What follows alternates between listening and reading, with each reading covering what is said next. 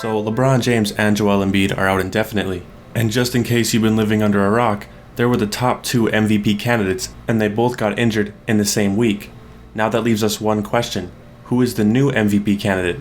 Now you could argue for Nikola Jokic and Stephen Curry, but that's not who I would go with. As great as Steph has been, his team just doesn't have the wins, and they normally give it to a guy that's team is on top of the standings. So in that case, wouldn't we give it to Donovan Mitchell or Rudy Gobert? Well, they have been pretty great as well, but it's been the team as a group that stood out more than anything when it comes to the Utah Jazz, so you can't really give it to one guy either, despite Donovan Mitchell averaging 25 a game. So that brings us to Nikola Jokic, and in my opinion, Nikola Jokic is actually second place when it comes to MVP candidates. He's just behind this one guy, and that guy is the SoundCloud rapper himself, Damian Lillard. He's been putting up damn near 31 points a game, nearly 8 assists per game, and even 5 rebounds, and for him, that's a lot of rebounds. He's also shooting 46% from the field and 94% from the free throw line. Also, he's been clutch as ever. If you've been watching the games, you know that. This is the same guy who hit a half-court game winner in the All-Star game. But I know what you're thinking. How is it not Nikola Jokic? He's put up 27 points per game, damn near 9 assists, and 11 boards. He's also been much more efficient at 57% from the field.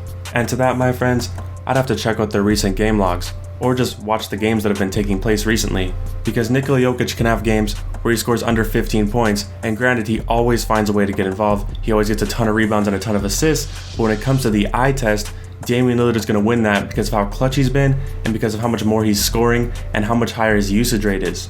Also, Damian Lillard has been tearing it up recently. He recently had a 50-point game, followed by a 36-point game, followed by a 31-point game, and just before that, he dropped 38. Now, I'm not saying that he's been better by far compared to Nikola Jokic in every aspect, but when it comes to the MVP, we have to admit that it can somewhat be driven by narrative, and it has a little bit of an entertainment aspect in it as well. So again, I bring up game winners and clutch.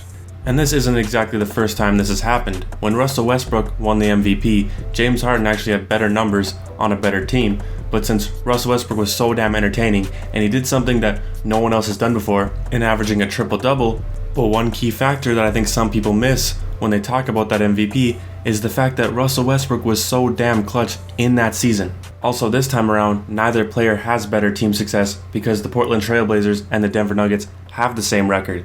So the only thing you're really comparing is Nikola Jokic's overall stats and overall efficiency versus Damian Lillard's entertainment and clutch factor. And I've got to go with Damian Lillard. But for all we know, LeBron James can come back in 2 games and still win the MVP anyways. But I would expect them to play things a little safe, especially with AD being out. They're probably just going to take things slow and worry about the playoffs. But thank you so much for watching this video. Leave a like if you enjoyed it. Also comment what player you think is going to win the MVP, or who is the favorite, I should say, at the moment. And subscribe for more NBA content just like this. I'll see you in the next one.